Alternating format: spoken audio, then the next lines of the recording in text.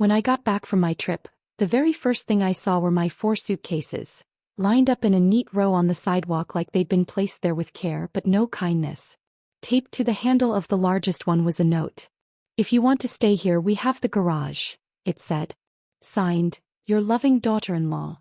Before the taxi even pulled away, I reached for my phone and called the bank, because deep down I already knew what I'd find. I was still the one paying the mortgage. I needed to hear them say it out loud. "Thank you, Mrs. Carter," the woman on the other end of the line said, her voice cheerful and unaware of the storm in mine. "Yes, your automatic payment of $1,867 went through last Friday, right on schedule." I whispered a quiet thank you and ended the call. A raindrop landed on my forehead, big and cold, and I looked down at my suitcases, at the life I'd packed and unpacked for decades, now sitting out in the open like they no longer belonged inside. I was 68 years old. I'd just returned from a week in Oregon visiting my sister, and all I wanted was to step through the front door, sink into my armchair and sip a cup of tea. But instead I found myself standing outside, locked out of the home where I'd spent most of my adult life. I picked up the note again, though I already knew exactly what it said. The handwriting gave it away. Sharp, slanted letters, the kind that always looked rushed and impatient. Lindsay never did take her time with anything. "If you want to stay here, we have the garage," it said again. "Your loving daughter-in-law." My fingers trembled. That house had been mine for 35 years. Jacob and I had built it together back when Noah was just a baby. We'd planted every tree in the yard with our own hands, picked out every light fixture, painted every single wall side by side. After Jacob passed away 2 years ago, I agreed to transfer the deed over to Noah and Lindsay. It was supposed to be a legal formality, nothing more. But I'd never stopped paying the mortgage, not once. Quietly, every month I made sure the house stayed afloat. Still holding the note, I walked slowly toward the garage. The sky was growing darker behind me, clouds thick and heavy with rain. The garage door was unlocked, and inside I found a twin mattress placed against one wall, a small nightstand with a lamp beside it, and a portable clothing rack with my clothes already hung. My books, my photos, and all the keepsakes I'd collected through a lifetime were stacked in cardboard boxes, each one labeled in Lindsay's handwriting, "Mom's stuff." That label alone made my stomach turn. I sat down on the mattress, the thin fabric sagging slightly beneath me, my feet resting on the cold concrete floor. Through the narrow window above, I could still see the house. The very same house where I'd raised my son, said goodbye to my husband, and now apparently had been quietly erased. Just then my phone buzzed. It was a text from Noah. "Mom, we need the space. Lindsay's been asking for a home office for months now. The garage has everything you need. Don't make this difficult. Don't make this difficult." As if I were the one causing trouble. I stared at the message, reading it again and again in disbelief. I thought of all those nights I'd stayed up with Noah during his asthma attacks, of the second job I picked up when Jacob's business nearly went under so we could still pay for college, of every single weekend I spent watching their kids so the two of them could have their little date nights. And now this was what I had become to them. A burden. An inconvenience. Something to move out of the way. I didn't reply. I just sat there in silence. Then I picked up my phone again and called the one person I knew I could count on. "Karen," I said softly when she answered. "Emily? What is it? What's wrong?" she asked, immediately catching the break in my voice. "I need a place to stay," I told her, the words scraping out like broken glass in my throat. They've put me in the garage." Karen didn't even hesitate. "I'll be there in 20 minutes, she said. As I sat on that thin mattress, surrounded by cardboard boxes full of memories, I made a decision. That house, they thought they could shove me aside and pretend I'd never mattered. But they didn't know me. They didn't know what I'd endured to protect that home.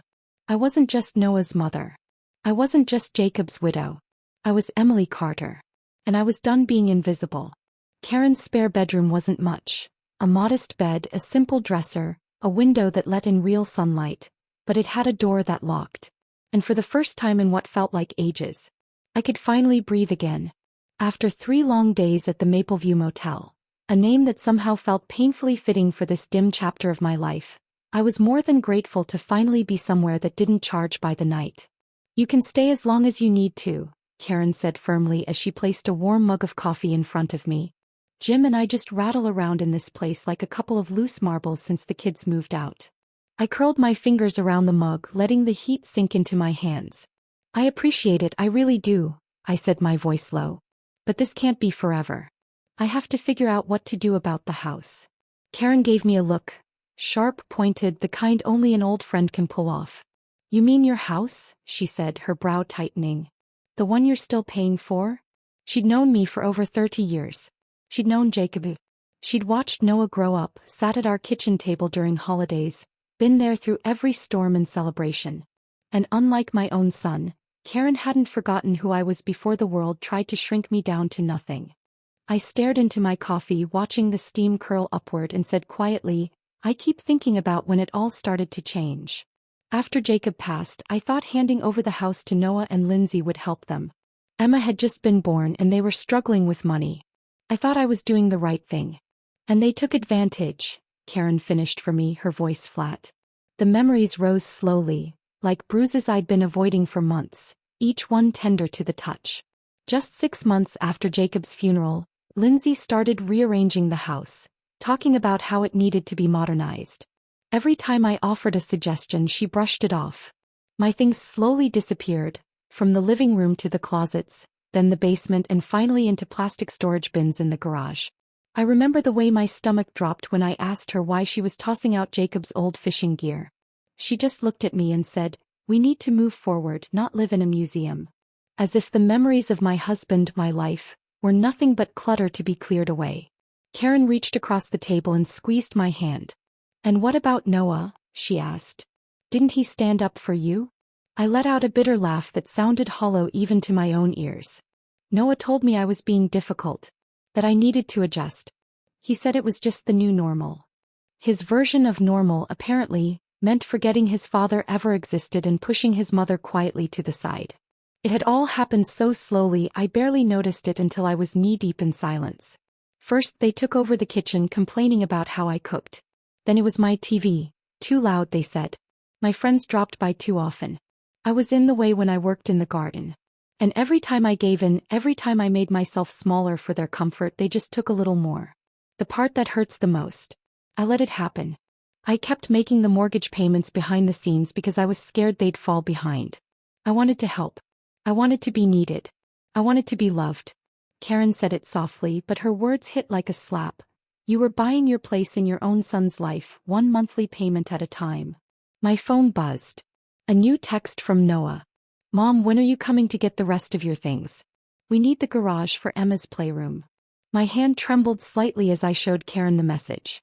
Her lips tightened. That ungrateful little. She stopped herself. Then she looked at me, serious now. Emily, there's something I need to tell you. I didn't want to because I knew it would hurt. But you deserve to know. My stomach tightened like a knot pulling inward. What is it? Last month at book club, Lindsay was there, she said. She had a few glasses of wine and got chatty. She started talking about their plans. Karen looked me straight in the eyes. They're putting the house on the market, Emily. They want to buy one of those new places up in Brookridge Estates. The room tilted sideways. They're selling my house? I asked, barely able to form the words. They think it's their house, Karen said gently. And legally it is. But morally. She shook her head. That's a whole different matter. I sat back in my chair, eyes unfocused, heart pounding. 35 years of my life were inside those walls. I could still see Jacob carrying Noah through the front door as a newborn. Birthday candles, Christmas trees, the rose garden Jacob built for our 20th anniversary. I could see him, pale and weak, taking his final breaths in that upstairs bedroom, the room we built with love, the one where I said goodbye. And now they were going to sell it all like it was nothing just so they could have an open-concept kitchen and a walk-in pantry? What am I going to do? I whispered. Karen's eyes narrowed, her voice suddenly firm.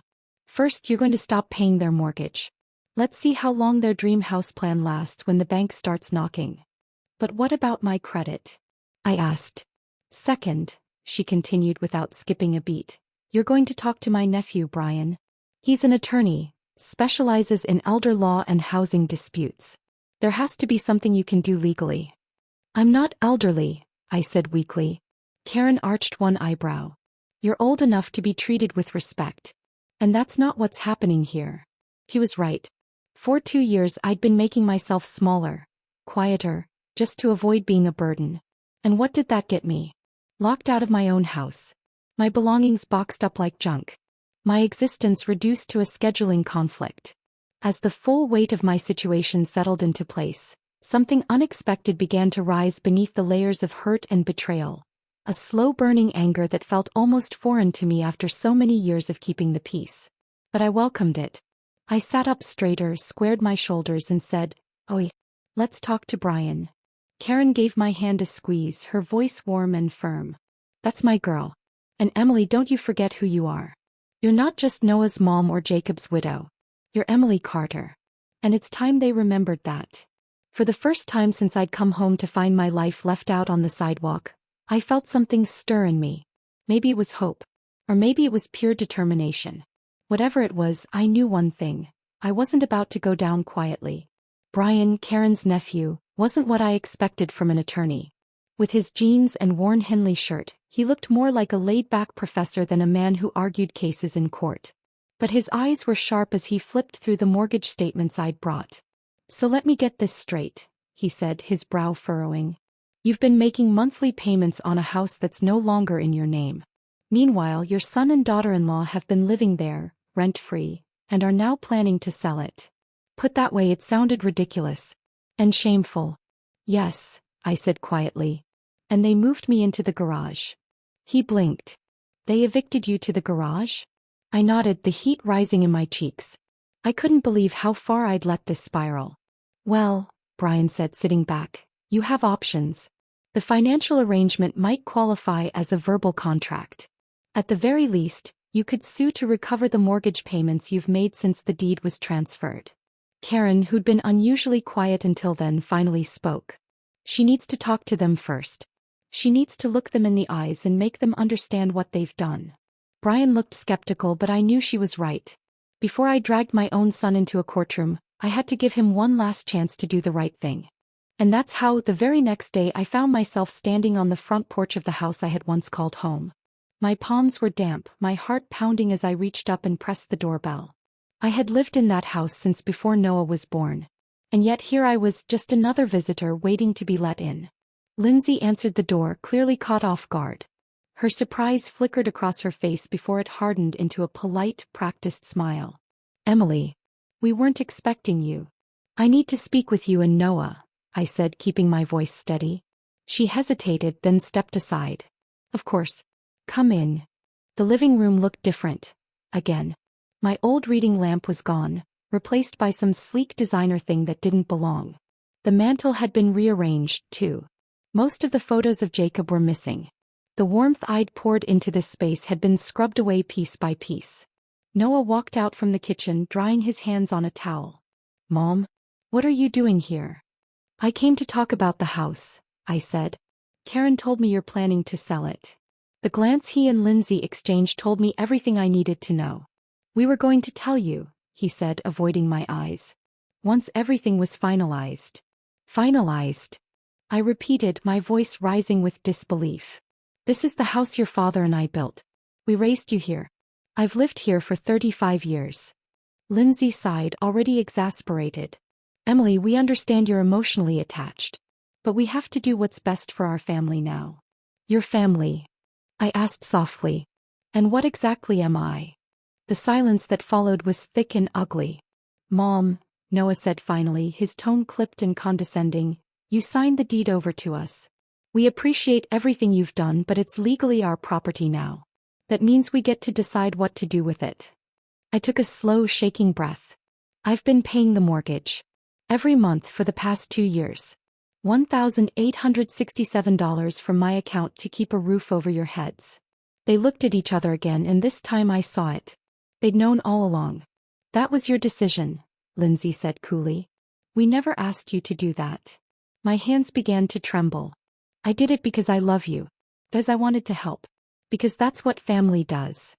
And we're grateful," Noah added quickly, though his tone lacked even a hint of sincerity. "But it doesn't change the legal situation. The house is ours." "So," I said, my voice breaking just a little, "my 35 years in this home, my support, my care, my place in this family, none of it matters." Noah looked uncomfortable but unmoved. Mom, you're making this more dramatic than it needs to be. We can help you find a nice senior apartment. That was the moment something snapped in me. I don't need a nice senior apartment, I said sharply. I need a son who still has a heart. Lindsay stepped closer, her smile tight and patronizing. Emily, you're clearly emotional right now. Maybe we should pick this up another time. And that's when I knew. Really truly knew. There was no going back. The boy I'd raised, the one I'd poured my life into, wasn't standing in front of me anymore. He'd been replaced by a stranger who saw me not as a mother, but as a problem to manage. I've stopped the automatic payments, I said quietly. Noah's head snapped up. You what? If you want to sell my home, you can pay for it yourselves, I added. I'm done. You can't do that. Lindsay snapped. What about our credit? We have plans. Yes, I said calmly. I hear Brookridge Estates is lovely this time of year. Noah's expression darkened, his jaw clenched. Mom, the house was Dad's gift to me. You know, it was never really yours. Those words hit me like a punch to the chest.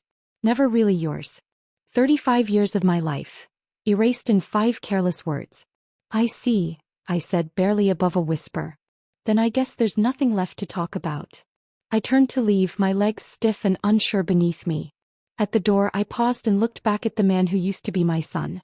Your father would be ashamed of you, Noah, I said quietly. And for the first time in my life, so am I. Then I walked out, closing the door softly behind me. The cool spring air brushed my face as I stepped off the porch, away from the house that was never really mine. Something in me had snapped that day, but what formed in its place was something steadier. Something stronger. It wasn't just hurt or shock anymore. It was resolve. You did what? Karen asked, her coffee mug frozen halfway to her mouth. I stopped the payments, I said again, still surprised I'd actually done it. I told them if they want to sell the house, they'll have to start paying for it themselves. Karen set her mug down with a firm thud. Well, it's about time. Brian, who'd come over to join us after my showdown at the house, didn't look quite as triumphant. It's a good start, he said carefully, but now we need to protect you legally. Since your name isn't on the deed, you could be liable for missed payments without any claim to the property. The adrenaline I'd been running on all morning had finally started to wear off. In its place came a wave of uncertainty. Do you think I made a mistake? No, Karen said firmly. You finally stood up for yourself. Brian tapped his pen against his yellow legal pad. Let's move smartly from here. Tomorrow I'll contact Bank of America, explain the situation and see what our options are. In the meantime, you need to pull together every single record, anything that proves those payments were coming from your account. I nodded, already thinking about the neatly labeled binders Jacob had helped me set up years ago. At least I'd been prepared. What about the rest of my things still in the house? I asked. Karen straightened in her seat. I'll go with you to pick them up. And if they give us a hard time, I still remember how to swing a softball bat. I've got 20 years of community league muscle memory ready. I couldn't help but laugh. Even after all this time, she was still the same girl who stood up to bullies in high school when they mocked my hand-me-down shoes. I honestly don't know what I'd do without you both, I said, my throat tightening. Brian leaned forward and gently squeezed my hand. You're not alone in this, Mrs. Carter. We're going to make sure they never get away with treating you like this again. The next morning my phone rang. Mrs. Carter, this is Trevor Phillips from Bank of America's mortgage department, the voice said, calm but direct. We received a request to review the loan on the Maple Street property. I tightened my grip on the phone. Yes, I'm aware.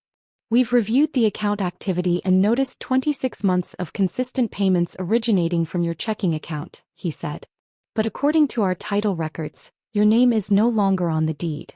Is that accurate? It is, I said quietly. But I've decided to stop paying. There was a pause. Then he said, Mrs. Carter, I don't normally do this, but I think it's worth discussing your situation in person. There may be options available to you that you haven't explored yet. Would you be willing to stop by the branch?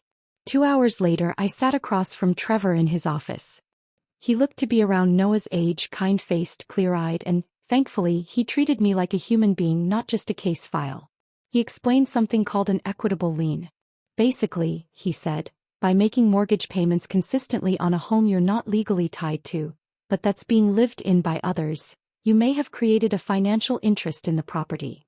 My chest tightened with something that felt a lot like hope. So, what does that mean? It means, he continued, you may be able to place a lien on the home. And if your son and his wife try to sell it, they wouldn't be able to close the sale without resolving that lien. For the first time since I'd stood on that sidewalk and read their note, I felt something shift back into place. Control. Identity. There's something else, Trevor said, lowering his voice just slightly. Your son called this morning. He was pretty upset about the missed payment. He didn't seem to fully understand how mortgage loans work. I gave a tired half smile. That didn't surprise me. Noah had always relied on someone, first Jacob then me now Lindsay, to handle the logistics of life. And apparently the bills. What did you tell him? I asked. I told him missed payments would affect his credit score, and if it continues, foreclosure is possible. Trevor glanced at me. He didn't take it well. As if on cue my phone buzzed. A new message from Noah. Mom, we need to talk about the mortgage ASAP. I showed Trevor the screen. What do you want to do, Mrs. Carter? He asked. That question caught me off guard. Not because it was complicated but because no one had asked me what I wanted in years. Not just about the house. About anything. I thought back to that cold garage, to Lindsay's smile that never reached her eyes, to Noah's patronizing tone. I remembered how easily they'd pushed me aside, how sure they were I'd just go along. I want what's mine, I said quietly but firmly. Trevor nodded. Then let's make sure you get it. Later that afternoon, with a folder full of documents and Brian's advice still ringing in my ears, I did something even I didn't expect. I walked past Yellow Spoon Cafe, spotted the help wanted sign and walked in. Karen looked at me like I'd grown a second head when I told her. Waitress work? Really? I waited tables all through college, I said. And I need a life of my own again. My own income. My own space. I can't live in your guest room forever. She looked me over then nodded slowly. Well, I suppose Yellow Spoon does make the best pie in town. 2 days later I started my first shift. By the end of it my feet were killing me and my back was screaming, but the bills in my pocket were mine. Earned by me. And for the first time in a long time I felt proud. When I came home that night, sore and sweaty but strangely alive, I saw 6 missed calls from Noah. I played the first voicemail. The bank called. They said something about a lien. What are you doing? Call me back right now. I didn't even bother with the others. I hit delete. He could wait. Just like I've had to. Karen stepped outside and handed me a glass of wine. She sat down beside me on the porch swing and leaned back with a sigh. So, she asked. How does it feel? I looked out at the horizon. The sunset painted the sky in soft streaks of gold and rose. It feels like I'm waking up, I said. Like I've been sleepwalking ever since Jacob passed. But now you're Emily again, Karen finished for me. I nodded and raised my glass in a quiet toast. It's good to finally meet her. 3 weeks into my job at Yellow Spoon I'd settled into a rhythm. The work was honest and tiring but it gave me purpose again. The tips weren't much but they were mine. And more than that, so was my life. Which is why the moment I saw Noah standing awkwardly by the hostess stand, it hit me like a jolt to the chest. Mom, he said, his voice softer than I'd heard in years, like it had been sanded down by desperation. Rosa, the owner of Yellow Spoon Cafe, caught my eye from behind the counter. Take 15 if you need it, Emily. I gave her a nod, untied my apron and led Noah to the corner booth. One away from my regulars, the kind faces who'd become something close to friends. You look different, he said, studying me carefully. I smoothed my apron, suddenly self-conscious but unwilling to show it. I am different. Noah shifted in his seat. Mom, about the house. I'm not discussing that here. I cut in, keeping my tone even. If that's why you're here, you've wasted the trip. Please, he said, and this time there was something new in his voice, panic. Lindsay and I were in trouble. The bank called about the lien. Our credit score's tanking because of the missed payments. I looked at my son, his expensive watch, the neat press of his tailored shirt, the faint scent of some cologne that probably cost more than I made in tips that week. Everything about him spoke of comfort, of entitlement, of a life built on someone else's sacrifices. What do you want from me, Noah? He leaned in, his tone coaxing. We need you to lift the lien. Just for now. Resume the payments until we can sell the house. The audacity of that request almost made me laugh. And what do I get in return? We'll make sure you're taken care of, he said like it was some generous offer. There's a really nice senior community in Westbrook. Stop, I said raising my hand. I'm not interested in being taken care of. I've been taking care of myself, and you, for decades. Mom, be reasonable, he said, glancing around the cafe as if embarrassed. You can't keep working here. You're almost 60. 58, I corrected. And doing just fine.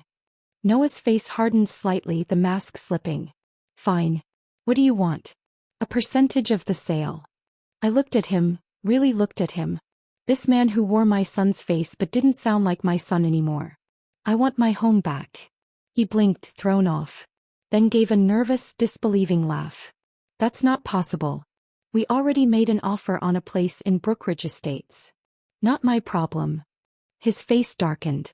It is your problem if you want a relationship with Emma. With any of us. And there was, laid bare in front of me, the threat. My son, the boy I'd rocked to sleep and read bedtime stories to, was now holding my granddaughter over me like a bargaining chip. Are you threatening to keep Emma from me? I asked, my voice calm but cold. Noah looked ashamed just for a moment but still pressed on. I'm just saying, families support each other. Lindsay and I have a plan and you're standing in the way. The way I stood in the way when I paid your tuition? Or when I watched Emma every weekend so you two could go out? Or when I handed over the deed and kept making mortgage payments so you could buy that boat last summer? He flushed. That's not fair. No, I said. It's not. I glanced at the clock. My break was ending. I stood fixing my apron with steady hands. I need to get back to work. Mom, please, Noah said, his voice cracking just slightly. We need this. The house in Brookridge Estates. It's perfect. We can't lose it. For a second I saw the boy he used to be, the one who ran to me with skinned knees and tearful eyes, expecting me to make the world better. But that boy was gone. The man in front of me saw me as nothing more than a transaction. I'll think about it, I said, my voice even. But I want something in writing from you and Lindsay. Meet me at Brian Wallace's office tomorrow at 2. Relief swept over his face like I'd just thrown him a life raft. Thank you, Mom. You won't regret this. As he walked out the door, I couldn't help wondering if I already did. The next day I arrived at Brian Wallace's office early.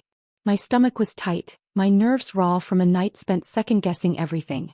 At exactly 2 p.m. Noah and Lindsay stepped into the room, dressed like they were heading into a high-stakes meeting. Lindsay's smile was polite, polished, and unmistakably triumphant. Thank you both for coming, Brian began, his tone formal. Mrs. Carter has considered your request regarding the property on Maple Street. We appreciate that, Lindsay said smoothly, cutting him off. I'm sure we can reach an arrangement that's fair to everyone. Brian slid a folder across the desk. This is what Mrs. Carter is proposing. Noah picked it up and skimmed the document.